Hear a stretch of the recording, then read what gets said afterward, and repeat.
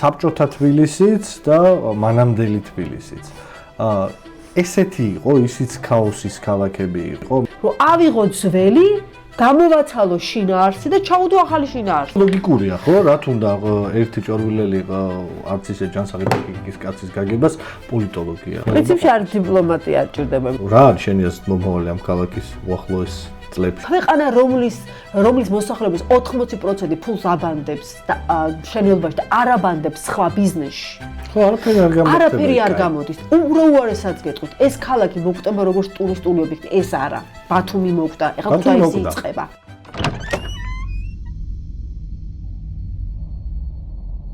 მოგესალმებით. დერეფანი ბრუნდება 22-მე ეპიზოდით. ძალიან გვახარებს ის ფაქტი, რომ ბევრნი ხართ, ვინც ჩვენ გვერდს იცავს, ჩვენ ვიდეოებს უყურებთ უკვე 10,000-ობით. აუცილებლად შემოდით დისკუსიებში, კომენტარებში იმ თემებზე, რომელსაც განვიხილავთ კონკრეტულ ეპიზოდში, ან ზოგადად ნებისმიერ სხვა თემაზე, რომელსაც გინდათ რომ მოისმინოთ ამბები. ჩვენ 22-მე ეპიზოდით ბრუნდებით და ერთ თხოვნით ვიწყებთ, აუცილებლად გამოიწერეთ ჩვენი გვერდი, დაჭერთ თქვენ ძალისხილაკს და მიიღეთ ახალი ამბები ჩვენ შესახებ.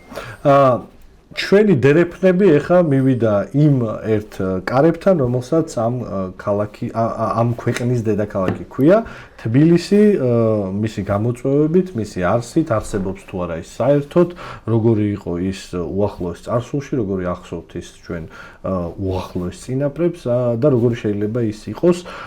ვილაპარაკებთ ამაზე, ვილაპარაკებთ პოლიტიკაზე, რომლის ცენტრიც ყოველთვის თბილისი იყო, ვილაპარაკებთ ცოტა ისტორიაზე, მოკლედ ყველაფერზე ძალიან საინტერესო სტუმართან, ხელოვნებათმცოდნესთან, პროფესორთან, თამარ ამაშუქოვთან, რომელს ტიტულებსაც უკვე შეგვიძლია დავამატოთ თანამოძმე აკაცუკი, აგრეთვე უკანასკნელი ამ ქვეყნის მოვლენის გამო.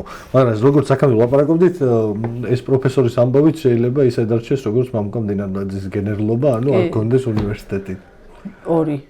ერთი ჯავახიშვილი, მეორე ილია. უნივერსიტეტი და ილიას უნივერსიტეტი, აი თამარისგან გავიგე, რომ პოლიტოლოგიის ფაკულტეტი აღარ იქნება, როგორ ძახი ხომ ცოდნის ტაძარში ქართულში და ხო, შეგიჩვენები ეგეთი ცოდნის ტაძარი, რომელშიც პოლიტიკას არ სწავლობენ, მაგრამ არც დიპლომი მოგვთ არაფერი არ იქნება. მაგრამ ლოგიკურია, ხო, რა თუნდა ერთი ჭორვილელი არც ისე ჯანსაღი კაცის გაგებას პოლიტოლოგია. ამას მიქნება. პრინციპში არ დიპლომატია არ ჭირდება, იმიტომ რომ საქართველოში დიპლომატია არის გადაგაყენებენ თანამდებობიდან, აი მე რო გაგიშვებენ სადმე. ხო და რაღაც თვისებები მანამდე უკვე დამოღამებული გაქვთ და რაც არის ეგ არის. პრინციპში არ ჭირდება. თამარ, ძალიან დიდი მადლობა სტუმრებისთვის. ვილაპარაკებთ მოკლედ ცოტა ყველაფერზე, მაგრამ ძირითადად ვილაპარაკებთ იმაზე, რაც არის შენი კვლევის საგანი და რასაც შენ ბევრი წელია დაუთმე მოყოლებული არც. ბევრი წელი, მათ შორის თბილისის ამ ქარში, ასე შემდეგ და ასე შემდეგ. როგორ დაიწყო შენი და თბილისის სიყვარული სამეცნიერო დონეზე? იცი რა, ზოგადად აკადემიაში როცა სწავლობდი, იქ უფრო კუთხე იყო საერო არქიტექტურა შუა საუკუნეებში. სასულიერო შენობა, ეს არქიტექტურა მხუროთ მოწყურება, ესე დავუძახოთ, შუა საუკუნეებში. ეს გასაგებია, იმიტომ რომ პრინციპში 30-იან წლებში, როდესაც საბჭოთა კავშირი დამყარდა და დაიწყო ბრძოლა სასულიერო ობიექტებთან და ღმერთთან, იმიტომ რომ ახალი ღმერთით ჩაენაცვლებინათ და ახალი რელიგიით. მაშინ იმ პერიოდის პროფესორებმა და დიდმა ადამიანებმა, როგორც იყო იგივე მაგალითად გიორგი ჩუბინაშვილი, ეს ტაძრები გადაარჩინეს აი ამ სოუსით, ესე ვთქვათ, რომ ეს იყო არა სასულიერო ტაძრები, არამედ ეს იყო კულტურული მემკვიდრეობა. და ეს იყო ნაციონალური მემკვიდრეობა, რომელსაც 40-იანი წლების მერე განსაკუთრებით იცავდნენ. აი ეს შემოიტანეს ეს თემა და ამას შემდეგ აი სკოლამაც, რაც ჩამოყალიბდა აკადემიაში, მიუძღვნა დიდი წილი, რომ დაეცვათ, გადაერჩინათ და მოეტანათ შემდეგი თაობებისათვის. ნაკლები იყო ყურადღება საერო არქიტექტურისადმი და განსაკუთრებით ურბანული არქიტექტურისადმი. ჩემი არჩევანი ცოტა ისეთი გასაკვირიც იყო იმ პერიოდში მათთვის, მაგრამ ჩემთვის ყველაზე საინტერესო რატომ არის ურბანული არქიტექტურა და საერთოდ საერო არქიტექტურა, რომ ყველაზე კარგად საერო არქიტექტურა ასახავს რა ტიპის ადამიანები ცხოვრობენ ამა თუ იმ ადგილას, აი რა წესჩვეულება, რა გაგება აქვთ ესე თქვა. და ეს ნაცნობი ფრაზაა, რომ შეგვიძლია ქალაქს შეხედოთ და თქვა, ვინ ცხოვრობს იქ. ფოტოების საშუალება არა გაქვთ, თორე ერთი ფოტო არის თბილისის გადაღებული 112-ის ოფისიდან. პრინციპში რომ შეხედა, ჯერ კიდევ ერთი 7-8 წლის წინ არის ეს ფოტო გადაღებული, მიხვდები რა ხალხი ცხოვრობს აქ. აბსოლუტურად რაღაცა გაცალცალკავებული. სხვისი ჭირი, ღობის ჭირი ესე არის ამათთვის, ჩვენთვის ესე ვთქვათ, იმიტომ რომ ამათთვის არ არის, ჩვენთვის არის. ყველასთვის მნიშვნელოვანი არის საკუთარი შიგნით მოიწყოს კონფლიქტი. გარეთ რა ხდება არავის არ აინტერესებს. ამიტომ ეს შეუღებავი, ერთმანეთის ფანჯრებში შემხტარი, არავის შუქი აღარ აქვს, აღარავის ჰაერი აღარ აქვს, ვერც ბავშვი გაყავთ, ვერც ძაღლი გაყავთ, მაგრამ შიგნით აქვს სამართალი. შიგნით მოწყობილია. შიგნით კაი რემონტი აქვს. აი ეს არის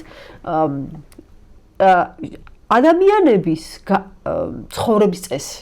და შემდეგ რატომღაც გვიკვირს, რომ ამ ადამიანების ირჩევენ ეს ადამიანები იმ ადამიანებს, ვინც ადამიანს რომ საზოგადოებრივი სიკეთის განცდა არ აქვს, ხო, ამ ხალხში არ აქვს. ანუ ძალიან ესეთი სიმპტომური იყო ჩემთვის რამდენიმე დღის წინ დებატი რუსთავიორის ეთერში, ხო? სადაც პრინციპში თქვა ეს, რომ მუნიციპალიტეტის წარმომადგენლები, ეკონომიკა ხო რაღაც აყვავდა და მშენებლობაც მიყვება ამას და თანამედროვე ქალაქის გამოწვევა ეს არის, რომ მშენებლობა კი ყვავდება, მაგრამ ეს მშენებლობა ყველაზე მარტივი ფულის საშოვნელი ბიზნესი ყველაზე ელემენტარული არაფერი წვინი არ უნდა და სწრაფად ამოდის ეს თანხა. აი ზუსტად ერთი მხრივ ეს ბიზნესი რო არის ესეთი ხელშეწყობილი, სხვა ბიზნესი არ წარმოიქმნება ამ ქვეყანაში, იმიტომ რომ ვისაც ფული აქვს, ძალიან მარტივ გამოსავალს პოულობს. ეს გამოსავალი რო იყოს, შეიძლება უფრო რთული გზით წავიდნენ და უფრო რამე სხვა შეეძინა ამ ქვეყანას. სხვა რამეში დაბანდებულიყო, ინტელექტუალურ ბიზნესში დაბანდებულიყო, საერთოდ სხვა რამეში დაბანდებულიყო. და რადგან ეს ასეთი დერეგულირებულია, ამიტომ ყველა მიდის იქით. და აი გამოწვევა ჩვენი არ არის მარტო ეს, ყველასი არის და ბევრ ქვეყანას აქვს ეს, რომ ისე მოხდეს, რომ აი ამ ეკონომიკურმა ბუმმა და ამ სწრაფმა მზარდმა ბიზნესმა არ შეიწიროს ქალაქი. და ქალაქის შეწირვა ძალიან ადვილი სანახავია ბათუმის მაგალითზე, მაგალითად. თბილისის მაგალითად სპორტის სასახლის უკან, სადაც ისევ უზარმაზარ კორპუსს აშენებს, იგივე არის, კი, ეხლაც. და აი ეს რაჭის მაჟორიტარი, რომელიც არის აღარ მახსოვს, გოჩა ერუქიც, კი. აი ეს ორი უზარმაზარ კორპუსი მიუხედავად იმისა, რომ ამავე ხელისუფლება დავით ნარმანიას დროს მორატორიუმი გამოაცხადა და შეუძლებელია უბრალოდ დავაშავეთ, დამთავრდა, აღარ შეიძლება. ხო, დააშავეს იმათმა. და ჩვენ უნდა გამოვასწოროთ და გამოდის, რომ არაფერს არ ვასწორებთ, ანუ ისინი აშენებდნენ ბევრს, იმიტომ რომ იმდენს რამდენი ეკონომიკაც იყო, დღეს გვაქვს ბევრი ეკონომიკა და ვაშენებთ ბევრს და ბოლოს ავაშენებთ და ვეღარ ვიცხოვრობთ ამ ქალაქში. ხო, შენ ძალიან სწორად ამბობ, შეუბრუნებელი პროცესია, ხო, რაღაც ანუ როგორ ჯერ ეს მარტივად ხდება, ძალიან სწრაფად, სინამდვილეში რა ვიცი, ერთი იყო თქვათ, რომ წინა ხელისუფლების დროსაც, ოღონდ ეხლა რაც ეხა ხდება, ხო, უკანასკნელ 15 წელში ამ ქალაქში, ეგ მასშტაბი ეს არსად არ მიდის, ანუ ძალიან ძნელია, ხო, შეუძლებელია ფაქტურად, პრეცედენტები ამისა ალბათ სამყაროში. ძალიან ცოტა. შეიძლება გააქრო ეს რაღაცა, უბრალოდ აიღო და ამათ ახლა ლაპარაკი იმაზე არ არის, რომ ის შენდება თლათ ჩრდილოეთ კორეა ხო არ არის რაღაცა მონუმენტებს და სასახლეებს. არა, შენდება საცხოვრებელი სახლები, სადაც ადამიანებმა წესით უნდა იცხოვრონ, ხო? ხო, ესეც ძალიან არ ვერავინ ვერ გააქრობს, რამდენიმე პრეზიდენტი არსებობს, მაგალითად სტამბულში არის აია სოფიას უკან საკმაოდ შორს, მაგრამ აია სოფიას ხედვის არეალში იყო 3 დიდი კორპუსი, რომელიც დაანგრიეს, მაგრამ 3-ზე და 10-ზე არ არის, ეს არის მილიონობით კვადრატული მეტრის დაანგრევაზე, ამიტომ 51 მილიონი კვადრატული მეტრი უკანასკნელი 10 წლის მანძილზე, ხო? ხო, და ახლა კიდე რამდენი არის გადმოყოლილი იქიდან, მართლა ყველაფერი ალბათ ყველაფერი ვერ აშენდება, ანუ იმედი მაქვს ყოველ შემთხვევაში, ყველაფერი რო აშენდეს, უბრალოდ მართლა ვეღარ ვიცხოვრებთ, ანუ წარმოუდგენელი იქნება, ვერ ვიმოძრავებთ, ვერ ვისუნთქებთ, ვერებს ვერ ვიზამთ. ეს გამოუსწორებელი კი, ძალიან რთული მატარებელია წასული და ძალიან დიდი პოლიტიკური ნება ჭირდება ამას. ქონდა ორივე ხელისუფლებას პრინციპში დასაწყისში ამისი გაკეთების საშუალება და როდესაც ამას არ აკეთებდა აი ამ მორევში ერები, მე ეს მოიცავს ყველაფერს. კორუფციულ გარიგებებსაც, ინტერესთა კონფლიქტებსაც, ანუ ამის გარეშე არ ხდება. ეს არის ესეთი ბიზნესი, როგორც კი პატარა ფული გიგროვდება, რა თქმა უნდა, ინვესტირებას ახდენ რაღაცა მეგობარი კომპანიების ბიზნესში, მე როდესაც შენი იგივე ისევ იმ გადაცემიდან ძალიან ისეთი იყო. პრინციპში არაფერს არა, ანუ უცნაური არ იყო. იგივე საკრებულოს თავმჯდომარისთვის რომ მან თავის მიწა ხო ვერ ხდება აი ეგ იყო მაგარი სვაჩერს ძალიან დაიძაბა მაგ ამბავზე ბატონი ტყემალაძე ძალიან დაძაბული ეს ეტყობოდა ეს დაძაბული ლოგიკა რომ კაცო საკრებულოს თავმჯდომარე მე რა მოხდა რომ ჩემს სახლის ადგილას რავი 10 სართულიანი ჯოჯოხეთი უნდა წამოვიდო რა არ შეიძლება ანუ არ ვიცი ვერ ხდება აი იგივე ხა არ ვიცი ამდენად იცი მაგრამ კანონმდებლობის შეცვლას აპირებენ პირველი მოსმენით უკვე გავიდა ეს კანონმდებლობის ცვლილება რომელიც გულისხმობს რეცენზირების კანონში ცვლილებას რაც ნიშნავს რომ იმას რაც აკეთებს თბილისის განვითარების ფონდი და თბილისის განვითარების ფონდი ძირითადად აკეთებს რეაბილიტაციებს ისტორიულ ქალაქში და კულტურულ მემკვიდრეობაზე ექნება გამარტივებული წესით ნებართვის აღების უფლება გამარტივებული წესის ნებართვის აღების უფლება ნიშნავს რომ მას უბრალოდ პროექტი არ ექნება ისე მივა და დაიწყებს და მე რაც გამოჩნდება. ეს ერთხელ ნანახი გვაქვს ისევ სააკაშვილის დროს 2009-2011 წლებში ამ პრინციპით გაკეთდა სიღნაღი, თელავი, კლდის უბანი, ციხის უბანი, აღმაშენებელი პროექტები ეხლაც არ არის. ვითომ ამას საუბრობდნენ და აძაგებდნენ და რაღაცა ჩაბეტონებული ქალაქი ზუსტად იქიდან მოდის. მე არ მიყვარს ეს ფრაზა, მაგრამ ნუ აი ჯუნგლები, ბეტონი, რაღაცებს აი 2011-2012 წელს ყველაზე ხშირად ეს ხალხი საუბრობდა ამაზე, ვიც დღეს ვინც ამას აკეთებს. ვინც ახლა ამას აკეთებს. და უკვირთ, რატო არ შეიძლება ეს ხო თბილისის ფონდი აკეთებს, ეს ხო მერია აკეთებს. რატო არ შეიძლება მას ქონდეს გამარტივებული უფლება, რომ ცუცხვ არ გააკეთებს. ხო, ნუ კეთილშობილი ორგანიზაციაა. ჯერ ისეთი გამოდის, რომ მერია გასცემს ნებართვას, მერია დებს ფულს და მერიავე არის კონტროლი. ანუ სამ ყველაფერი არის, თავის ყოფის აკეთებს, მაგრამ მეორე მხრივ, როდესაც იგივე შემთხვევაში ასას ტყემალაძე, იგივე პრეტენზია მაქვს აქაც, რომ ეს არის სახელმწიფო, რომლის დონე და სიმაღლე და ხარისხი უნდა იყოს ყველაზე მაღალი, რომ სხვა ადამიანს მოთხოვო. რომ მე ესე ვაკეთებ ხო და შენ ესე მე თუ ვაკეთებ ნებართვის გარეშე, მაშინ შენ შეგიძლია ნებართვის გარეშე. კი, მაგას ნიშნავს. და მე თუ ვაკეთებ მაღალი ხარისხით და არასოდეს არ გავუკეთებ მაღალი ხარისხით, ეხა კიდევ უფრო დაბალი ხარისხით გააკეთებს, მაშინ შენ ვერ გარაჯარიმებ 250,000 ლარი. დისბალანსია. აი ეს რაღაცა ფრაზა, რომელიც ბონიათ ამ ხელისუფლების და პარტიის ქართული ოცნების მომხრეებს რომ არ იქნება სამართალი, არ იქნება მშვიდობა, ჩვენი მოგონილია. აკაცუკების. ხო, არ არის, ანუ ჯერტი არ არის. რავი, რა ხო ბაზაა დემოკრატიის, რომ ხო სამართალი თუ არ არის მშვიდობა არ არის. იქ სადაც სამართალი არ არის, იქ მშვიდობა არ არის. უბრალოდ შეუძლებელია ის ვითარება მშვიდობად გაახსნა. ხო და აი ამიტომ ამ ფრაზას ხშირად რატომღაც ფიქრობენ რომ ეს არის რაღაცა მართლა რაღაცა ვიღაცა პატარა სეგმენტის ფრაზა რომელიც ძირითადად არ მოწონს ეს ივანიშვილი და უნდა რომ მოიყვანოს სააკაშვილი და აი ესეც ეს არის ანუ როდესაც შენ ფანჯარას ცვლი უნებართვოდ იმიტომ რომ არც იცი რომ ნებართვა უნდა აიღო ან იმხელა პროცესია რომ ვერ შედიხარ ამ პროცესში ან უნებართვოდ რაღაცას მიიშერებ და 250,000 ლარი დაგაჯარიმებენ და ამ დროს პროექტის გარეშე თავად მერია რაღაცას აშენებს ეს არის უსამართლობა და ამ უსამართლობაში არ იქნება სამართალი არ იქნება მშვიდობა აქამდე დადის ძალიან მარტივ რაღაცეებში რომ პარლამენტაში 16,000 ლარი აქვს ხელფასი და შენ 400 ლარი იმას 6,000 ლარი თუ ზდიან და შენ 100 ლარით ეს არის სამართალი თორემ ხო და ეგ არის რომ მე ეგ უთანასწორობა შეუძლებელია რომ ახმოვიყოს მშვიდობა ხო არ არის ეგ მშვიდობა რაჩნია რა დაღიქვა მშვიდობას ახლა მონამად შეიძლება როდესაც არ უტყავენ აღიქვას თავი მშვიდობაში მაგრამ მონის მშვიდობა არ არის მშვიდობა, მონაა უბრალოდ. გაჩნია რა.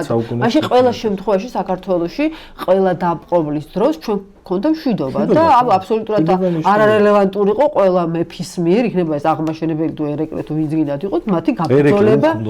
კი, გაბრძოლება მტრის წინააღმდეგ იგივე ვიარებაში ვართ ახლა. მაშინ ისინიც არიან deep state-ის მართული მტრები, რომლებმაც დააღვარეს სისხლი, იმიტომ რომ გაანთავისუფლებს საქართველოს მონღოლებისგან. ერეკლე მეორეზე deep state-ელი კაცი არ არსებობს, კაცმა მთელი ცხოვრების დიდი ნაწილი ხანი აღმაშენებელზეც ალბათ, იმიტომ რომ ის საკმაოდ ისეთი მკაცრად ერეოდა თითქმის ყველა სეგმენტში და მეგონი პირველი იყო, ვინც ეს სეკულარული სახელმწიფოსკენ მიდიოდა. ჩვენ უყურებთ წამოვედით ყველაფერი. ნუ ესე არა ვქნათ. ამიტომ ეს შევაჯამოთ, ეს არ იქნება სამართალი, არ იქნება მშვიდობა, ეს არის გვეხება ყველას და ეს გამოვიჟღავდება ყველაფერში აბსოლუტურად. იგივე მაგალითად რომ ყველი არ უნდა ვჭამოთ, ესეც ძალიან რომ ვისმეთ, იცით რა არის შეგუების ეტაპზე გადავედით თუ ჩვენი ტვინი რაღაცებს ფილტრავს, იმდენი ინფორმაცია მოდის ერთი ინფორმაციის დონეზე და მეორე აი ეს რაღაცა სიტყვებით იმდენად დამცინავია მათი ჩვენდამი ურთიერთობა ერთ-ერთი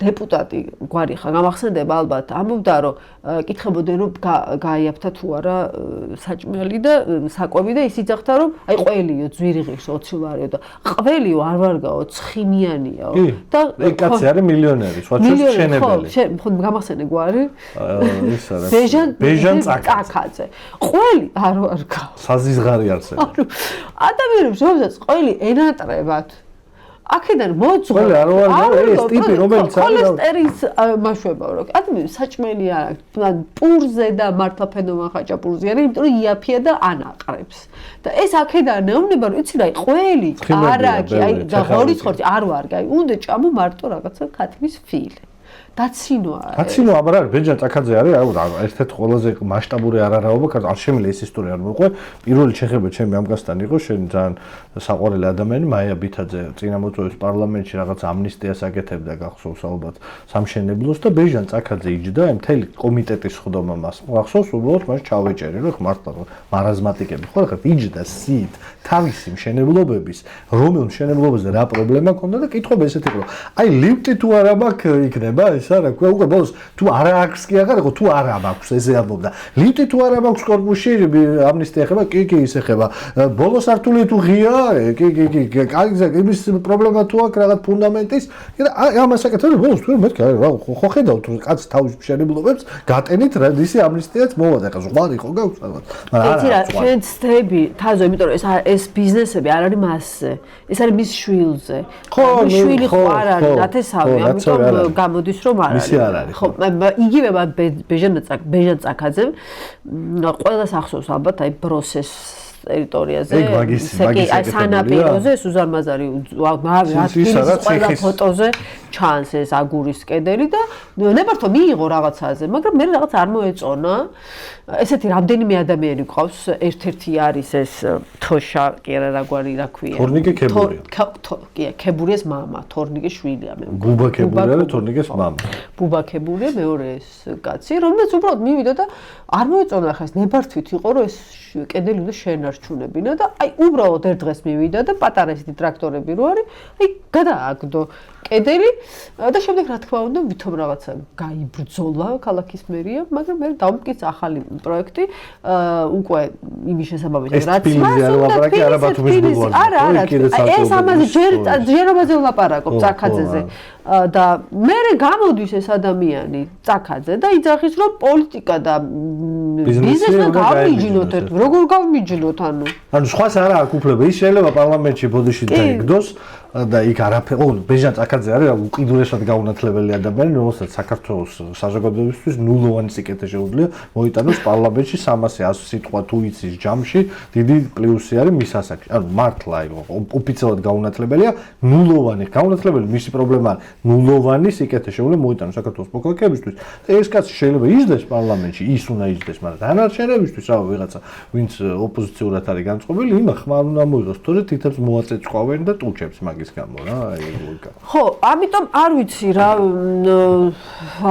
არ გამოდის სხვანაირად, ეხლა ხშირად არის ხოლმე რომ პროფესიიდან გადიხარ, პრეტენზიები რომ ლაპარაკობ პოლიტიკაზე, სახელებზე, სახელების გარეშე არ გამოდის, ეხლა აი იგივე მარტო მე ვლაპარაკობ ქებურიაზე, მიუხედავად იმისა რომ ქალაქის მთავრობა მიცის რომ ზედამხედველობას დარეკილი მაქვს ერთი სამჯერ რომ უნდა მივიდეს ზედამხედველობა ძეგლი დაანგრია კაცმა და სხვა სახლი ააშენა ანუ რესტავრაციის ნებართვა მიიღო შემდეგ ეს შენობა დაანგრია ზედამხედველობა არ მივიდა და ის შეთანხმებული პროექტიც არ ააშენა სხვა ააშენა სად არის ეს ანუ აი ბარათაშვილის აღმართის თავზე ესეც თბილისის პანორამა ამბასადორზე დააშენა ერთი სახლი მასთან ისევ ქალაქის მთავრობამ რაღაცნაირად კომუნიკაცია მოახდინა მოაშალა და ზუსტად ორთოში თავიდან დააშენა. ისევ არავინ არ მიდის.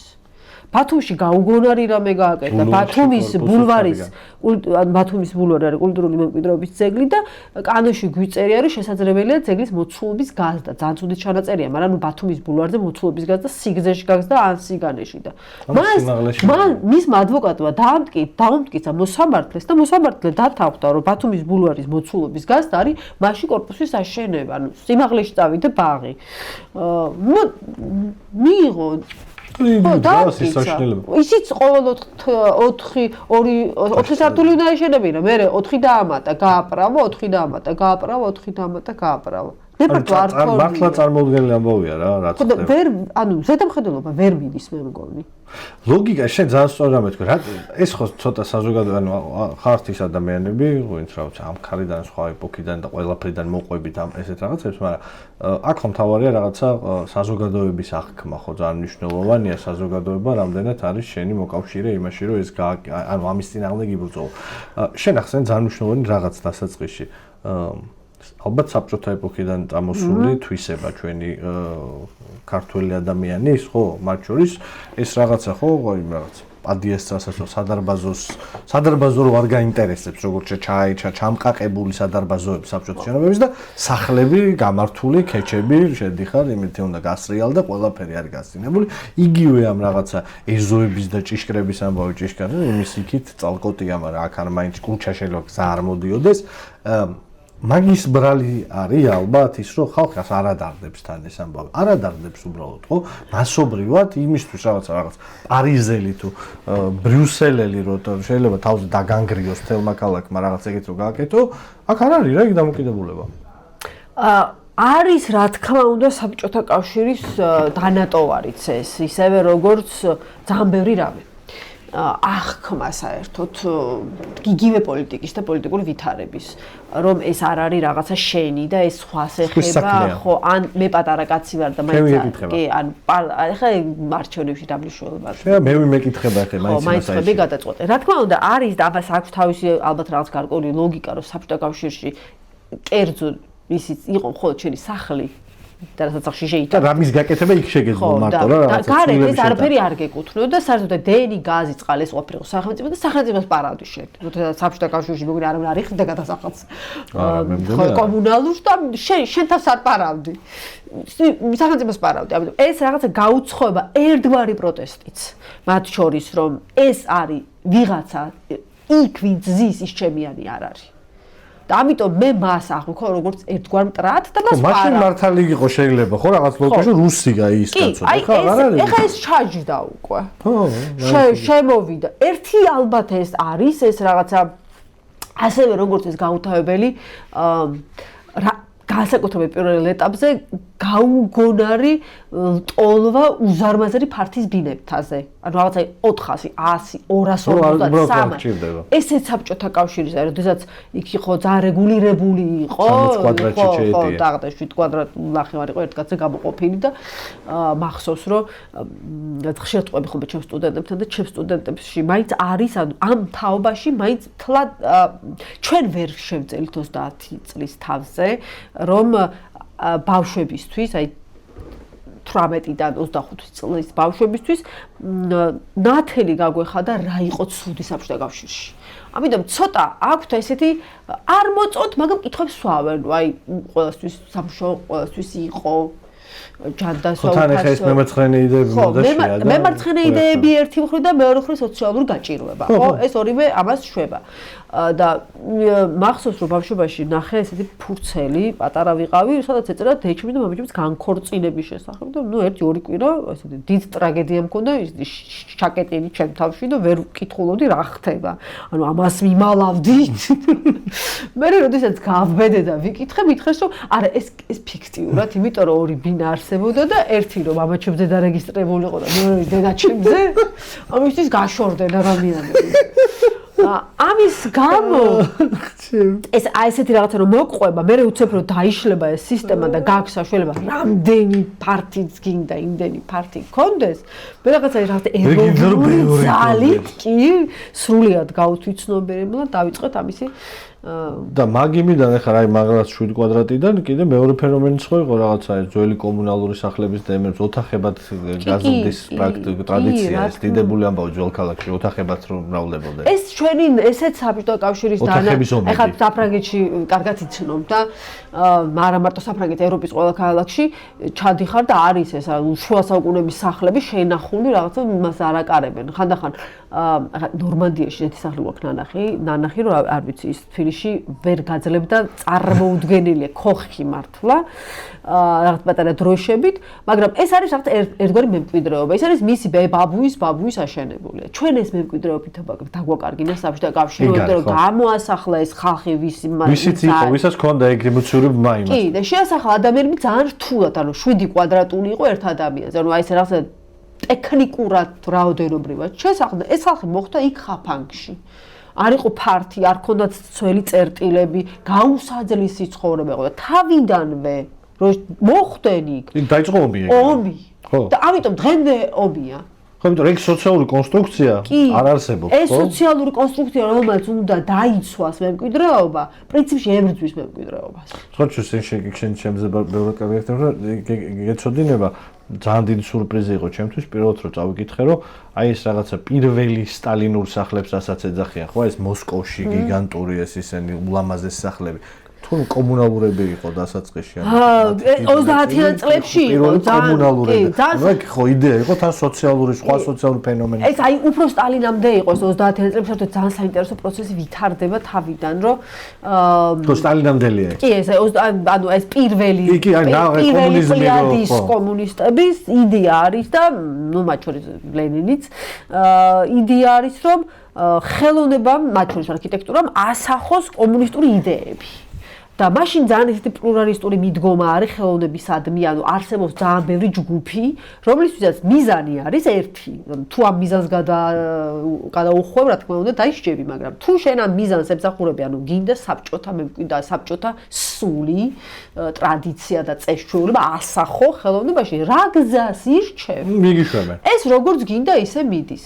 და ამ დროს ჩნდება ესეთი ძალიან საინტერესო ორი ერთი ეკონომისტი, მეორე ურბანისტი, რომლებიც მოიგონებენ სოციალური საბჭოთა ქარხანა, საცხოვრებელი ესეთი ჟილკომბინატი. საცხოვრებელი კომბინატი, რომელიც საქართველოს უნდა აშენებულიყო ამაშენების გამიზრდით, მაგრამ არ აშენდა. მაგრამ ბევრგან აშენდა ძალიან. სტილი ეს არის მოდერნიზმი, კონსტრუქტივიზმი, რომელიც არის მსოფლიოში გავრცელებული და მაშინდელი მამა კორბუზიე არის შეყლარებული საბჭოთა კავშირზე, იმიტომ რომ ეს არის ადგილი, სადაც არ არის კერძო საკუთრება და მოდერნიზმის მომხრეა ხელისუფლება, უნდა ხელისუფლება აშენებს ყველგან. მაშინ ეს მოდერნიზმია რა. მოდერნი, კი, იმ ნაწილის, იმისი განაყოფი კი არის, იმის ერთ-ერთი შემადგენელი ნაწილი. და აი ეს საცხოვრებელ კომბინატში გადანაწილებული ფართები იყო ესე, რომ დაახლოებით 60% იყო საჯარო სივრცე და 40% იყო კერძო და ნუ პრინციპში საბჭოთა კავშირის მეობა, ესე ვთქვათ, და საბჭოთა კავშირის ქართველობა, თუ საბჭოთა კავშირელობა იყო ხო ეს, რომ გასაჯაროება, ნაკლები პირადი, ბევრი საჯარო ერთობა, ყველას გვაქვს ერთნაირი ერთი და ამიტომ კითხვა დასვეს იმათმა, რომ რა საჭიროა ბევრი კერძო ფართი ჩვენ ხო ყველაფერს ერთად ვაკეთებთ. ამიტომ სახლები იყო ოთახები, თითო ადამიანის თითო ოთახი, ყველანაირი ძველი წერტილის გარშე 7 კვადრატულ ნახევარი. ანუ შედიოდნენ 7 კვადრატულ ნახევარში, ყველას ქონდა ყველაფერი ერთ. ნუ რა უნდა ჩაედით? თანამედროვე IKEA, მაშინდელი IKEA იყო, რაღაცა პატარა ასაწყობი ლოგინი, რაღაც მაგი და სკამი, პატარა კარადა. დანარჩენი ყველაფერი კეთდებოდა ერთად. ერთად ჭამდით, ერთად ვკითხულობდით, ერთად ვისვენებდით, ყველაფერი იყო ერთად. ნუ ერთ კონტროლით ადვილია ერთად გაკონტროლებენ. საჭმელიც იყო სხვათა შორის იყო ცალკე ამ საცხოვრებელი კომბინატებისგან მოშორებით სამზარეულო ფაბრიკები, სადაც კეთდებოდა საჭმელი, შობადაიუთ რასაც მოგონდათ ის ჭამდა. ეხლა ეს მინდა ალერგია მაქვს იმაზე რა ქვია. არა, ალერგია მოკვდი. სხვათა შორის ეს პროექტი ჩაიშალა, იმიტომ რომ შემდეგ განავითარეს რაღაც მაგალითად უფრო შორს წავიდნენ და მოიფიქრეს ესეთი რამე, რომ ადამიანი ისე აი ქართულოსებს მივცემ ესე იგი იდეას. ადამიანი ჩვეულებრივი დედა და მამა აქვს გარკვეული სენტიმენტები თავისი შვილებისადმი და აი მაშინ ვერ წამოარტყა, როცა უნდა წამოარტყა, მაშინ დააჯილდო, რომელიც როგორც არ უნდა დააჯილდოვეს, კამფეტი იქნება თუ შოკოლადი თუ სხვა რამე. ამიტომ გარკვეული სენტიმენტები გაქვს, რომლებიც გიშლის ხელს, რომ გაზარდო ნამდვილი საბჭოთა ადამიანი. ამიტომ ყველაზე მარტივია ბავშვი რომ დაიბადება, ჩვენ მიყვავს ეს ბავშვთა ფაბრიკაში. იმ კომბინატში. სხვა კომბინატში, სადაც ვძდით და შაბათ-კვირა შენ მოდიხარ და მიგყავს. ორ კურდღელს ერთდროულად იჭერდნენ. 30-იან წლებში არის ინდუსტრიალიზაციის მაღალი ტემპი და ჭირდებათ მუშახელი და ეს ბაქალდი რომ ბავშვს აჩენს, სახში მიდის და ბავშვი ნამოროს. ხო, კი, ბავშვი მოშორდა, ქალი სამსახურში დაბრუნდა, მე თან გავზარდე კარგი ახალი საბჭოთა ადამიანი. საბჭოთა ადამიანი და გაზარდეს. გაზარდეს და ის მივიღეთ. სხვათა კორბუაზეს აქვს ეს ექსპერიმენტი მარსელშიც გაკეთებული, ხო? კი, მაგრამ ნუ ხო და სხვათა შორის მე 30-იან წლებში 32 წელს როდესაც ეს საბჭოების სასახლეზე ცხადდება კონკურსი, უკვე სტალინი აცხადებს, იქ წერს, რომ მაშინ იღებს მონაწილეობას კორბუზიეს ყველა. ჩაწერს, რომ ამიერიდან უნდა იყოს კლასიკური მემკვიდრეობა. და კორბუზი ისეთ წერს, აი ჯო ვილსონი რო პოსტებს აქვეყნებს დაახლოებით. თქვენ ამოწყდით. აი კოკა რო უღალატეს. რაღაცა აშენებულებ მოსკოვშიც ეს მეგონი პროფკავშირების სახელით რა. აქვს, ჩვენთან არა აქვს, ბევრს აქვს აშენებული, მაგრამ ნუ აი მართლა ამოწყდით არა, მაგრამ ნუ უღალატეს მსოფლიო მოდერნიზმს. ეგ სუის ფახსენდება რაღაცა. დისტოპიის მამა ზემიატინი რომელიც წერს ამ მაგაზე რა აი მაგ ეპოქის ის არის ეს წერილი მომავლის სახლი მთლიანად შუშის ძირიც რო შუშის ყველაფერი გამჭვირვალე არის შენ აი უნებრივად ეგ არ შემიძლია რომ ეგ არ თქვა იმიტომ რომ მე სტალინის ეპოქის უკვე თბილისის სტალინის ეპოქის სახლებით ის იმაშვება რა ქვია ბევრი არის უცებ ეს კაცი ეს მოდის ქართველი კაცი ამხელა იმპერიის სათავეში და თავდება ეს ზღაპარი რაღაცა მოდერნიზმის იმისი და ამას უნდა დააბრუნოს კაი მამაპაპური სასახლე ხო და ეგ რატო და თბილისში ეგ უფრო რატო ეკიდებს ფეხს თბილისში არ ეკიდებს ყველგან იყიდებს და ეს არის ასევე როდესაც ამ თემას ვამუშავებდი და ნუ არ ვიცი მეგონი აღარ არსებობს არც ერთი რუსი მაშინდელი საბჭოთა პროპაგანდისტი როგორც დღეს ვამბობთ რომელიც საკითხული არ აქვს ბოლოს რაღაცა ხვდებოდი რომ რაღაცა მიყვარდება ეს ყველა და მან შევწყვიტე ცოტა ხანი რომ მეთქე ძალიან უცებ სტალინის ფოტო არ დავიკიდა როდესაც ვამუშავებდი მე როდესაც ლექციებს კითხულობდი ეს ცოტა კაი ნაწილია სტალინის 2024 წლამდე პრინციპში ეჭვი მეპარებოდა იმაში რასაც კითხულობდი და 2024 წლის მერე და დღემდე განვითარებული მოვლენები მაჩვენებს რომ ეს შესაძლებელია კი 30-იან წლებში ძალიან რთული ვითარება საბჭოთა კავშირში და მე მჯერა რომ არა სტალინის საბჭოთა კავშირი დაიშლებოდა 30-იან წლებში უმძიმესი ეკონომიკური მდგომარეობა და 30-იან წლებამდე პირველ საბჭოთა პლიადის ესე ვთქვათ ეტაპის დევიზი იყო რომ ცოტას გავიჭირვებ და მალე მოვა კომუნიზმი კი და იმდენად რთული ვითარება ანუ ინდუსტრიას ვერ არ ძლიერდება აშკარად უსწრებს ის ქვეყნები რომელთანაც ეს ჩიშპობაში ამერიკა იქნება თუ გერმანია საცხოვრებელი არ არის, ფილიში არის ეგრეთ წოდებული საცხოვრებელი შიმშილი, ანუ 4 კვადრატულზე ნაკლებია. იმდენი ადამიანი ჩამოასახლის, რომ ერთ ადამიანზე 4 კვადრატული გამოდის. საკვები არ არის, იმიტომ რომ ადამიანები სოფლიდან ჩამოიყვანეს და აუკრძალეს ყველაფერი კოლმეურნეობაში გაერთიანეს და აუგზალეს თვითონ რამის წარმოება და საჭმელი ქალაქში არ არის, ანუ შიმშილია, ფართი არ არის.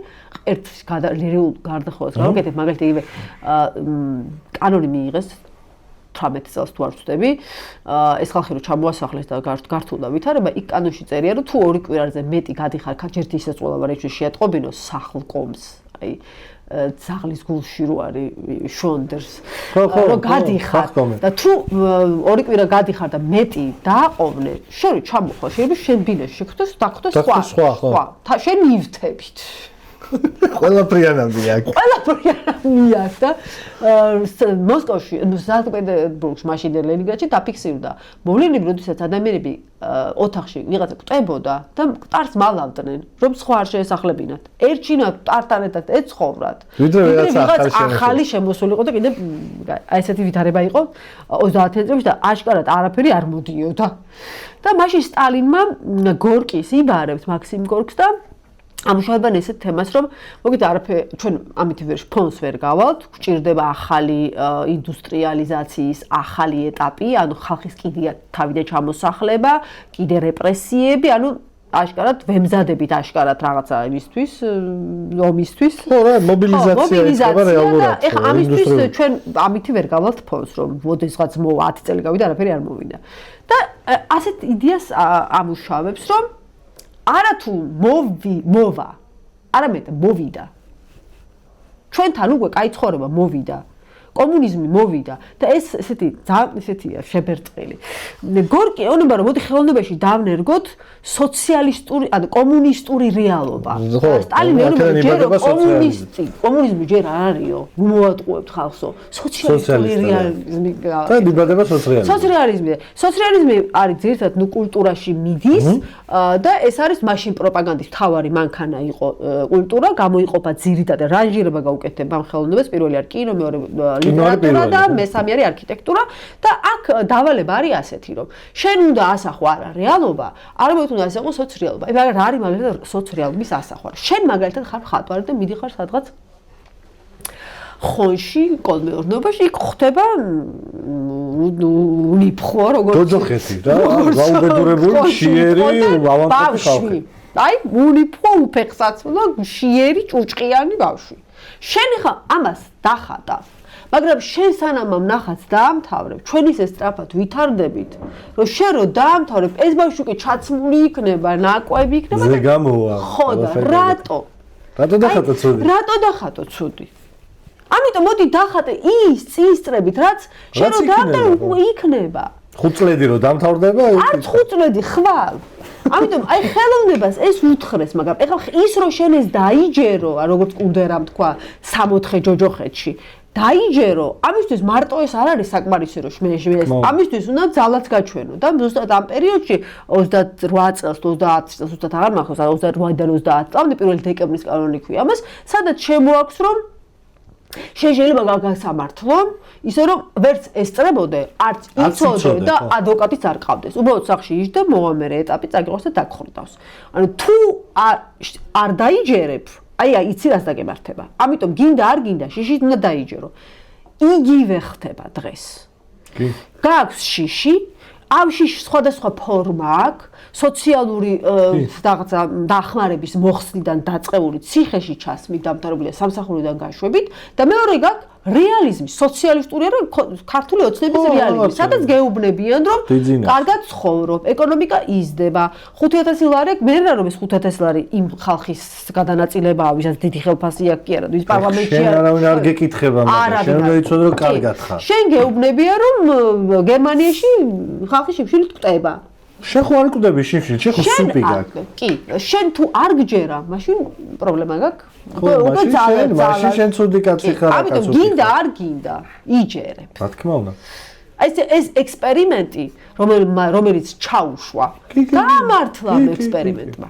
და მივიღეთ საბოლოო ჯამში ადამიანი, რომელიც სადაც ინიციატივა ისჯება. შიშების ადამიანი. ხო, ინიციატივა რატო გამოვიჩინო? კარგი, ცუდი. რა მნიშვნელობა აქვს? იყოს კარგი. მაგრამ მე ვიღაცას თვალში რო არ მოუვიდე. და ეს კარგი ცუდა, მოდი ჯობია გაჩუნდები. აი ნაცრის მე არავინ არაფერს არ მეკითხება. 100 წელი გავიდა თითქმის. ზუსტად ისეთი იქნებოდა წარმოუდგენელი ხო აი ამას წინათ რამოდენიმე ეპიზოდის წინ ვილაპარაკეთ ლაშებოაძე ახალ რაღაც დისტოპიურ რომანზე რომელზეც აი ამას ვამბობდით მაშინაც და ეხლა ციგი უნდა გამეორო მაშინ მით უმეტეს რასაც შენ ამბობ ხო აი კანონი რომ იღეს მაგას წინ უძღვის 10 წლეული ალბათ ყველაზე თავისუფალი აი იქიდან აი ხელოვნებისთვის ხო სოციალიზმის ხელოვნების ერთ-ერთი ყველაზე თავისუფალი ეპოქა რუსეთის ტერიტორიაზე რაც ის არსებობს ხო რუსული იმპერიის ტერიტორიაზე და ალბათ იმ ადამიანებსაც რომელიც იმ წლებში ცხოვრობდა აი აბსოლუტურად ვერასდროს ვერ წარმოედგინათ თუ ასეთ რამე შესაძლებელი იყო რომ ჩვენ ვერ წარმოგვედგინა 2 წლის წინ რომ თუმცა შესაძლებელი იყო რომ ტროტუარზე დგომის გამო მოხუცი ადამიანი ციხეში ჩასვლა 9 თვით და ამას რეაქცია იყოს ის რაც ეხა არის აი ეგ ხო ვერ წარმოგვედგინა ხო სიგიჟე გვეგონა მაგრამ არ არის სიგიჟე იმიტომ რომ აი ეგ მუშაობს რასაც შიშის ადამიანის ფორმირება მარტივია შიში პრაქტიკულად შენ გიფილტრავს ინფორმაციას აი მე კითხვები არის რომ რატო არ სულ არის ხოლმე ხო რატო არ აღშფოთ რატო არ გამოვიდა იმისი ტვინი ისეა მოწყობილი რომ რიცის რომ თუ ამ ინფორმაციას გაეცნობა უნდა აღშფოთთ ეს და რომ აღშფოთდება მე პრობლემები ეწყება ამიტომ უჩვენე რომ ჩქარა ასკროლოს არ ნახოს და დაიჯეროს იმისი რასაც აღარ კარგად ცხოვრობ არა იცი როგორ ორი ეხლა რასაც უყურებ და ალბათ საბჭოთა კავშირის პერიოდში ორი ტიპის ადამიანები არსებობდნენ ერთი რომელსაც ჯეროდათ რომ მართლა კარგად არსებობდნენ და მეორე რომელიც სამსახურეულობაში ლაპარაკობდნენ რომლებიცაცვისაც არ არის კარგი მაგრამ ხდებიან იციან ან თავის თავს აჯერებენ რომ მაინც ვერაფერს ვერ შეცვლა ხო რაღაცა ყოველდღიური ცინიზმი რა ხო აი არაფერი არ გამოდის და მოდი ახლა აი რა აზრი აქვს რომ დავინგრიო ცხოვრება ერთხელ ხო გამოვედი, აი 2024-ში გამოვედი, რა ვქნა? მე ხო ვერაფერს ვეღარ შვი. ხო, ეგ არის. თბილისისთვის, აი ეხლა ეს კითხვა უცბად მინდა დამსვე 2112-დან დანახული ქალაქი რო ახსენე. საბჭოთა თბილისიც და მანამდელი თბილისიც. ესეთი იყო ისიც ქაოსის ქალაქები იყო მაგალითად აი რაღაც მე-19 საუკუნის თბილისიც ქაოსის ქალაქია და მე იმიტომ რომ არ ტოვებს ხო მაგ შტაბეშტოს რაღაცა საბჭოთა თბილისი ჩემთვის გავს რა იდეალისტურ ქალაქს რაღაცნაირად ხო რაღაც დიდი პროსპექტები ლამაზი სახლები ბევრი სიმწვანე ისა და აი ესეთი საძეგლობა არ არის რაც ეხა არის ისე როგორც რაღაც არ ვიცი მე-19 საუკუნის ბოლოს მე-20 დაწყეში პლეხანოვი ნუ მანამდე თბილისი ხო ეხა ნაომარი ქალაქია ბევრჯერ დასვენე მაგრამ ეს ქაოსი ნაწილი იყო არ ესეთი ქაოსი არა. მოდით ესე ვთქვათ, როდესაც საბჭოთა კავშირის ქალაქს არქიტექტურას ვაფასებთ, არქიტექტურა ესე არ ფასდება მომწონს, არ მომწონს, ხო? რა არის მიზანი? დღევანდელ ქალაქს მიზანი არა აქვს. მიზანი რა იყო საბჭოთა კავშირის დროს? და რა მიზანიც იყო? ის მიზანი შესრულებულია. იმავე სოციალიზმის ნაწილია არქიტექტურაში იყო ის რომ ის მოდერნისტული სახლები რომლებიც მარტივი ბეტონით აშენებული არნაირი დეკორით ის არ ასოცირდებოდა მუშათა კლასისთვის მდიდარი სასახლე მათთვის იყო ის რასაც 1917 წელს გადააგდეს ბურჟუაზია. ხო, ისაა ცუდი. აი, თეთრი სასახლე და ვერსალია მდიდარი. და ეს შემოტენეს უცებ ეს რაღაცა მოდერნიზმი. ხო, სტალინის შუაში, სტალინის სახლში ეს გააკეთა. სტალინმა მისცა ის, ანუ ჩვენ უკვე გვაქვს ამის საშუალება. ხო, ჩვენ შეგვიძლია რომ იმპერატორები როგორც ცხოვრობდნენ, ისე ვიცხოვრდნენ ყველა. წითელი სასახლები, ესეთი გადასარევი ფრაზაა, რომ ჩვენ წითელ ღაშღაშა დედამიწაზე პროლეტარები დავიძრებით მდიდართა სასახლებისკენ და დაიძრენ. და შესახლდნენ და გარედან ეს იყო მარმარილოთი, ძვირფასი ქვით მოპირკეთებული. შიგნით კინაბეტონი იყო. სხვადასხვა აქ ისევ ერთ ნერვიულ გადახვევას გავაკეთებ, ვერასოდეს ვერ მორჩები ჩვენ ამ პოდკასტს. გიტლერის შემთხვევაში, გიტლერიც იგივე მიმართულება, ისე ორივე კლასიკურ არქიტექტურას იღებს. და არა მარტო გიტლერი, ამ პერიოდში საფრანგეთი, ინგლისი, ამერიკა ტურბულენტურ ეტაპში, ანუ პროცესში რომ შედის სახელმწიფო, მთავრობა ყოველთვის ირჩევს კლასიკურ არქიტექტურას, იმიტომ რომ კლასიკურ არქიტექტურას აქვს ფესვი რომის არქიტექტურა. არქიტექტურის. და რომის არქიტექტურა არის ყველაზე დიდი იმპერია. კი, ამიტომ ახალ იმპერიას ჭირდება ფესვები და სიმყარე. ამიტომ ყველაირად მთელი ვაშინგტონი ხო ამიტომ ამერიკა ხო ეგ მეთქვა ხო ვაშინგტონი ხო ეგ უცებს თავს ის ხო ნანახი მაქვს სადღაც და ხები რომ ეს არ არის მარტო ტოტალიტარული ადრე ეძახდნენ უბრალოდ ტოტალიტარული მარტო ეშენდება და ტოკადერო პარიში არის ტოტალიტარული რაღაც დროს მაგრამ ეგ არის რა კი ეს არის ეხლა იქ მარტო ტოტალიტარული მარტო ეს არქიტექტურაა დემოკრატიულ ქვეყნებში ხელისუფლება აშენებს ამას და ჩვეულებრივი ადამიანი სხვა რამეს აშენებს და განსხვავება ჰიტლერსა და სტალინის შორის ეს არის რომ სტალინი აშენებდა რკინაბეტონით და აპირკეთებდა მდიდრულად სახლები ჟირინდი იყო პატარა აფერისტობა იყო ვიზუალი იყო მარტო რომ აი დადიოდი და ისე როგორც დადიოდი და გეგონა რომ დიდი მოედნები დიდი გზები ორივეს ეს მიდგომა აქვს რომ ორივე ქალაქს აღიქვავს როგორც თეატრალურ დეკორაციას აი სადაც დგას თვითონ და მასა მოდის და ეს ეგებება აი რა გაგიკეთეთ აი ეს რაღაცა ეს თეატრია მოკლედ აი თვლიან ამას საპარადე სივრცე ესე ვთქვათ სააღლუმე სივრცე და ჰიტლერი ისიც კლასიკურ არქიტექტურაზეა ოღონდ ის ვერ იტანს რკინაბეტონს ის არის რუინების მოყვარული და ძალიან ბევრს ტირის ამაზე თავის შპერი არის მის არქიტექტურული ხონდე შპერი წერს ამ თავის მოგონებებში რომ ძალიან წუხთაო რომ აი საფრანგეთს ეიფელი მაინც აქვს იტალიას ხო აქვს და გერმანიას არაფერი არ აქვს ამიტომ ეს დაავალებს სპერს რომ მომიტანე და გამიკეთე მაკეტი მესამე რეიხის დედაქალაქის ის აუცილებლად უნდა იყოს რქვით აშენებული, იმიტომ რომ მე ერთხელ ხეში მივდიოდიო და გზაში ვნახეო დანგრეული რკინაბეტონის შენობა და იყო ამოშვერილი დაჟანგული რკინები და 1000 წლის მერეო მესამე რეიხის ნანგრევებშო ხო, აი რო ნახავსო. ხო, ნუ ის სხვა გარეგვა. ხო, მას უნდა ნახოს კოლიზეუმი და კოლიზეუმი ჩატლახია. ეს ვიზუალურად, ეს არ ფიქრობს რომ საერთოდ უნდა დაიშალოს. ეს მულაჟია და ამიტომ ბოლომდე იქნება. ეს ბოლომდე მიდის. ხო, ეს უფრო მარტივი კრუგაზორის კაცია მაინც. ის არის აი ეს რაღაცა ჟარგონისტვის. უნდა ეს მარტივი ხედვა აქვს ამას, აი ეს თავის ცხვირის იქ და იყო.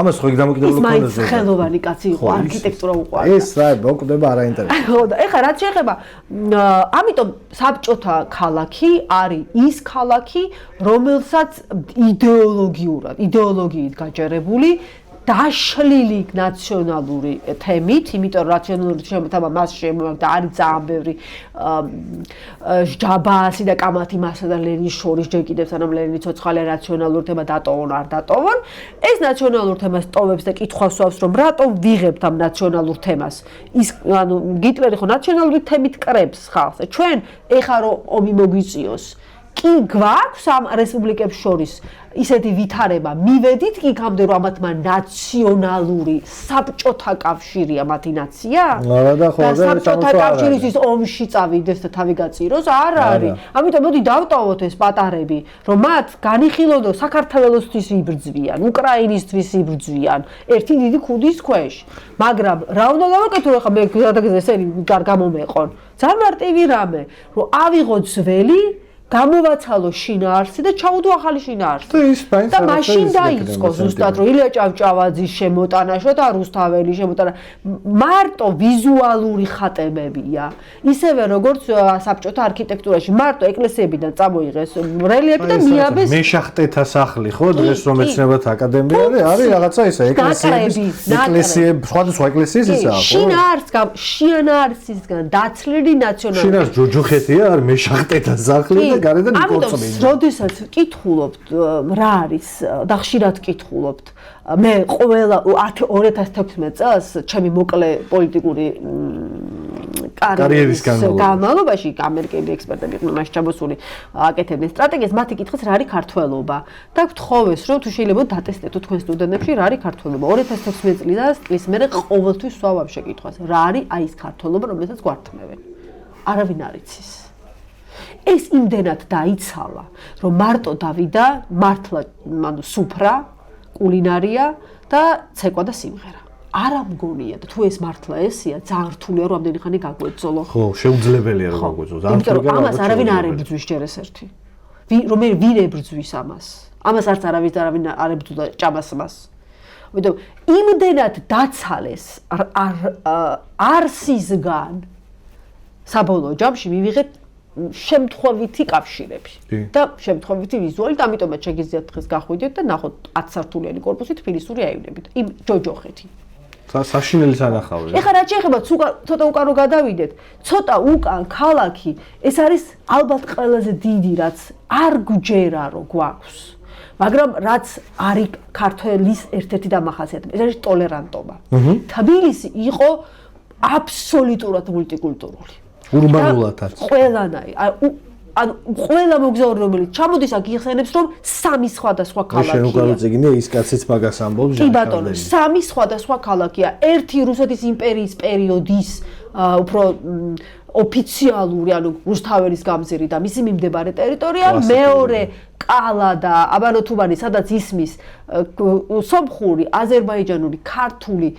თურქული ივრითი ებრაული ივრითი გერმანული იტალიური ოპერის ჩამოსვლის შემდეგ როდესაც დაიწვა ეს მომღერლები არ წავიდნენ და დარჩენ აქა ხო ეს პირველი ოპერა რომელიც ერევნის მოედა რომ დაიწვა ეს აღარ ააშენეს მე მოვით იტალიელები არ შემოიყვანეს იმიტომ როდესაც ეს ოპერა ხო მაშინ და იმიტომ რომ ვოროცოვი ამბობს რომ წერილები ამისთვის რომ ეს ხალხი ცოტა ველურია და ამათი დაპყრობა ძალით არ გამოდის ანუ რბილი ძალა მაშინდელი და მოდი ეს ოპერა ავაშენოთ და იტალიელები ჩამოყავთ ხო იტალიელების ოპერის ბოლო სეზონზე და მე უკვე დაიწვა იქ ბოლო გალორკაზე ესე ვთქვათ, რასაც ბოლო სართულზე, იქ სადაც სტუდენტები იჯდნენ, შუქი რო ჩაქრა, დაიწყო ყვირილი ვივა გარიბალდი. და მიხვდნენ რომ ეს რბილი ხალხი სხვაგან წავიდა, არ გამოუვიდა ეს. ხო და დაწვეს და მე ერთი პერიოდი ჩთადეს რომ რუსული დასი შემოიყვანათ, მაგრამ ფილმსმა რუსული დასი არ მიიღო და ეს იტალიელი მომღერლები არ წავიდნენ და დარჩენენ გუბერნატორებად. ამიტომ იტალიური ისმოდა თბილისში და გადახვიდოდი ხიდს და იქ უკვე გერმანული თბილისი იყო. ხო, მეორე მხარე. ანუ მულტინაციონალური და მულტიკულტურული და გარდა ამისა ჩვენ ხო ბანებზე ვცხოვრობდით ესე ვთქვათ და ბანები როცა აგვიკრძალა რუსეთის იმპერია მე მოვიგონეთ ეს აივნები რომელთაც ერთმანეთი აივნებით გადავედით და საცხოვრებელი ფართი იმიტომ რომ კლიმატის გამო და იმიტომ რომ ცხოვრების წესის გამო უფრო მეტი არის ღია ვიდრე დახურული ჩვენ ერთად ვცხოვრობდით ახლა რომ 30 წელი იძულების გარეშე საბჭოთა იდეოლოგია წყალში ჩაყარა ფონდებმა რაღაცა კომუნიტის შესაკრელად ის კომუნიტი იქ ბუნებრივად არსებობდა იმიტომ რომ ესენი ერთად ჭამდნენ ერთად სვამდნენ პრობლემებსაც ერთად აგვარებდნენ და ძალიან იერარქიული სისტემაც იყო ამქრები ანუ პროფკავშირები სადაც ამ ამქრებს ჰქონდათ თავისი ვალდებულებები იგივე ხოლერის დროს მარტო ამქარი რჩებოდა უვლიდა ავადმყოფებს ამქარის წევრი გარდაიცვალებოდა და ისინი მთელი ცხოვრება სრულწლოვანებამდე არჩენდნენ მათ ოჯახის წევრებს. ანუ ეს იყო ძალიან ორგანიზებული ქალაქი, ამიტომ რუსეთის იმპერია ამქრების გამოსვლის შემდეგ ამ ამქრებს დაუპირისპირდა. ეს იყო ღია ქალაქი, სადაც ერთმანეთის ცხოვრებით ცხოვრობდით და ვისაც ნაცხოვრები აქ ისტორიულ ნაწილში ეს იცის რა არის, როდესაც ვიღაცა მოგაკითხავს მანქანით და გენეალოგია იცი მეორე დღეს. სადაც რა ვიცი, ბებიაჩემთან მეზობელი შემოდიოდა ლობიო დამაკლდაო და ბებიაჩემს უკითხულობდა რომ რატო უნდა გაკეთო ლობიო თუ ლობიო დაგაკეთდა ლობიო არის ერთადერთი ინგრედიენტი რაც იმ საქმეს სჭირდება თუ ლობიო არ არის რას იწყე აი ეს ცხოვრება თანაცხოვრება ქალაქი ხო ეს არის რომ ჩვენ თანავცხოვრობთ და არ ხალხს ზღაპარია ძალიან მნიშვნელოვანი რამე თქვი რომ დაგვავიწყდა და აღარ გონია რომ ზღაპარია ხო იმიტომ საბჭოთა კავშირში ამას გიყვება ზღაპარია კი საბჭოთა კავშირში ჩაგკეტეს იმიტომ რომ საბჭოთა კავშირში არ აწყობდა თემი არ აწყობდა პროფესიული კავშირები და ისეთი ორგანიზება რომელიც მისი მართვის ქვეშ არის და მან ისეთი ჩაშვების ინსტიტუტი მოიფიქრა რომ ადამიანებმა ერთმანეთისთვის გაზიარება შეწყვიტეს ჩაკეტეს სახლები, შიგნით შეიკეტენ, რომ არავინ არ მინდა დამინახოს, იმიტომ რომ არ დავიღუპო. ამიტომ იმ ღია ქალაქიდან ჩვენ გადმოვედით აი ამ საბჭოთა ქალაქში, რომელშიც იძულებით გვაკონტროლებდნენ. და მე როდესაც კონტროლი მოიხსნა, მარტო ყველა დავიწყეთ ამ საბნის ჩვენსკენ გაქაჩვა. და გამოვიდა ის, ვისაც ფული აქვს, ყველა ფიქრობს, როგორ გამდიდრდეს. სხვაზე არავის არ ფიქრობს, იმას მზე არ შეუვა, საკუთარ community-ის პრინციპი მთლიანად მოიშალა. არა, მე მაქვს შემთხვევა, როდესაც მთელი ცხოვრება რო ერთად ცხოვრობდნენ, აი იმ სახლის წინ სახლს აშენებდა ადამიანი და როცა უკითხეთ რომ ადამიანებს სადაც მთელი ცხოვრება გაიზარდნენ, ბავშვობიდან შენი მეზობლები არიან, შენი მეგობრები, ფანჯებში შუქი არ შეუვათ. თქვენს რომ იცით რა თქვა? არავის მაგათ სხვა მხარესაც აქვს ფანჯარა. ანუ საერთოდ დაკარგულია. აი ეს თანაგრძნობა. ეს ქალაქი არ არის. ჩვენ თანაცხოვრება არ ვიცით. ჩვენ ვიცით მარტო, ამიტომ ქალაქი თანაცხოვრების გარეშე არ არსებობს. კი. ამიტომ ნუ გვიკვირს რომ ჩვენივე განმოდიან ის ადამიანები, ვინც ამას აკეთებს. და ყველამ თავის თავში ჩაიხედოს, რამდენჯერ უთქვია სამშენებლო ბიზნესში ხარ შევიდე. თამარ, დარწმუნებული ვიყო რომ ეგეც საინტერესო იქნებოდა ეს საუბარი. ხო რა, არ შემიძლია არ თქვა რა იქნება მომავალი. აი ამ ყველაფრის როცა 112-დან 8 წლის წინ რო გადახედავდი ჯოჯოხეთი, იყო, მაგრამ დღეს რო გადახედავ ორჯერ უფრო ჯოჯოხეთია, უკვე 112-ს აუშენეს სვეტი რაღაცები და არაფერი არ გამოჩნდება 112-დან. ხო და რაღაც ჩანს. და ძალიან ცუდად გამოიყურება და არაფერი კარგის და იმის რა ქვია, დამაიმედებლის პერსპექტივა არ ჩანს. რა არის შენი აზრით მომავალი ამ ქალაქის უახლოეს წლებში და უახლოეს 10 წლეულებში. იცით რა არის, არ ვიცი მეთქი რო გითხრათ, უდიდესი პოლიტიკური ნება. ამას ვერანაირი რევოლუციური რაღაცაც აზროვნება. აი უცებ უნდა რომში მოხდა ეგრე, სხვათა შორის 60-იან წლებში ხელოვნებაცოდნე მოვიდა მერად. და გააჩერა მორატორიუმი. ცოტა ხანი ჰქონდა ჩვენ მორატორიუმი საბჭოთა, ანუ შევარდნადიდან შვანიამ გამოაცხადა 1 წლიანი მორატორიუმი. მორატორიუმის გარეშე არ გამოვა. ჩვენ თუ ისევ დავიწყეთ და ქალაქი არა. ქვეყანა ვერ განვითარდება. იმიტომ რომ ქვეყანა რომლის მოსახლეობის 80% ფულს აბანდებს და შენელობაში და არ აბანდებს სხვა ბიზნესში. ხო, არაფერი არ გამოდის. უბრალოდ გეტყვით, ეს ქალაქი მოგვწება როგორც ტურისტული ობიექტი, ეს არა. ბათუმი მოგვდა, ეხლა ქუთაისი იწყება. ეს ქალაქი, ეს ქვეყანა მოიკლავს სუიციდის პროცესში არის, იმ ტოტს ჭრის, რომელზეც ზის, მოჭრის და ჭრის იმ ხეს, რომელზეც ზის. ტურიზმი გვინდა. და არც ერთი ტურისტი არ ჩამოვა. არც ერთი ტურისტი არ ჩავა ორბის საცხოვრებელში, ბათუმში, სადაც 9 საათით გახარ ლიფტში, რიგში. არა, არ გინდა, არც იაფია ქვეყანა, არაფერი არა აქვს ამ ქვეყანას. არ არის იაფი, აქვს, ქონდა ბუნება და ქონდა კულტურული მემკვიდრეობა. ტურისტული ინფრასტრუქტურა გინდა და აბანოთ მუნიციპალზე კორპუსებს აშენებ, რა, რაღაცა მოეწონება იმ. ამიტომ ეგეც აღარ იქნება. და დაგვრჩება საცხოვრებელი სახლები. ან ძალიან პესიმისტური ვარ, მაგრამ ტენდენციაა, ხო, რომ ხალხი გადის აქედან საცხოვრებლად ქვეყნიდან. ნუ რეალობაა 250,000 ადამიანი. ჩვენ გვდაგვრჩება კორპუსები. აი მარტო სარიელი კორპუსები და აი აქამდე ეს არის შეზღუდული ეკონომიკური აზროვნება, როდესაც ფიქრობ, რომ ქვეყნის ეკონომიკის მამოძრავებელი არის შენებლობა, სხვა რომ არაფერი არ უნდა იყოს. ყველა ფული ბანკია, მილიონერია, ივანიშვილია თუ ვინ არის, არა, ყველა ივანიშვილიც კი შენებლობაში დებს ფულს. და აი თბილისის თავის საბოლოო ემას რა ქვია, ტრიასაც დაახლის აგერ ტრამპ-თაუერის მშენებლობით შუა იპოდრომზე. და კიდე ერთს დავამატებ. ეხლა დაიწყეს ამ ბოლო დროს, მაგრამ აი ამ ბოლო დროს ბოლო ერთი რამდენიმე თვე არის რაღაცა მცდელობა, არ ვიცი ახლა მისმინეს თუ რა არის, მაგრამ ამ ხელ ამბიციას არ ამაქვს. ერთი ეხაც რო დავსვა შეკითხვა, მაგ ვერ მიპასუხებ პრინციპში, რა არის ამდენ სხვა შენებენ? რა არის ქართული ოცნების შენობა, სიმბოლო? ვერ გიპასუხებ. სააკაშოს აქ რა ეს ლენდმარკები ბევრი გაკეთებული. ის ეგრე უყურებდა თან ლენდმარკად უყურებდა. კი, ის ძალიან არა, აქ ეგეთი.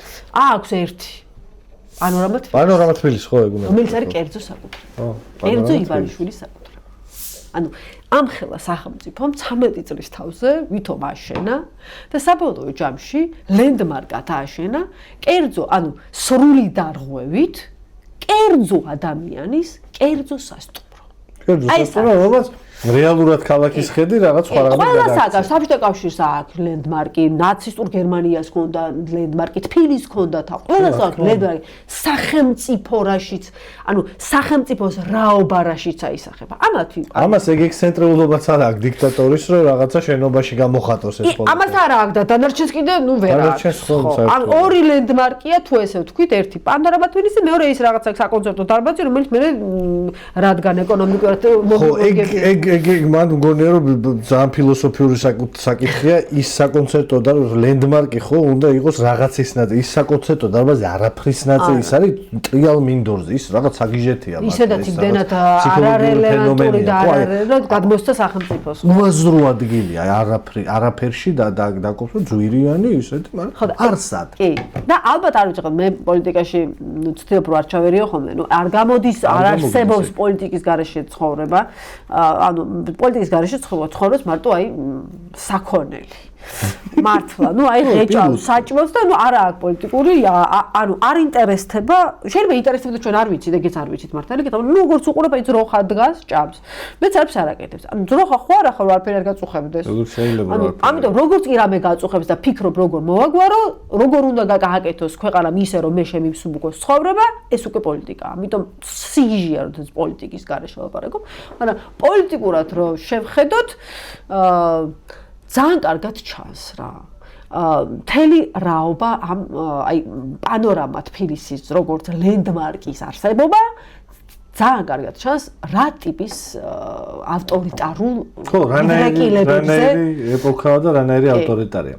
მადლობა ძალიან საინტერესო საუბრისთვის დღევანდელობაზე ამ ქალაქის წარსულზე და იმაზე რაც დაგვავიწყდა მათ შორის მე მაინც მგონია რომ დავიწყებული იმას ნიშნავს რომ სადღაც გაიხსენე ამიტომ დავიწყებული ეგ ტერმინია სადღაც შეიძლება გავიხსენოთ ეს ყველაფერი მაინც გავიმარჯვებთ ალბათ სახელოვნად მადლობა თამარ შენ მადლობა თქვენ ყურებისთვის 22 ეპიზოდი ამითი დასრულდა დერეფანი ლაპარაკობდა თბილისზე მის უახლოეს წარსულზე აწმყოზე და იმაზე რომ არ უნდა ვიცხოვროთ პირუტყვებივით უნდა გქონდეს პოლიტიკური შეხედულებაც აზრიც იმისთვის რომ ნებისმიერ ნაწილი ჩვენი ცხოვრების გავიაზროთ და გავიგოთ ამის შესახებ კომენტარებში თქვენი აზრიც მოგწერეთ პარალელურად კი გახდეთ ჩვენი გამომწერები აუცილებლად დააჭირეთ ზარის ღილაკს და კაი ამბებსაც გაიგებთ ხოლმე. ნახვამდის 22 ეპიზოდი ამით დასრულებული.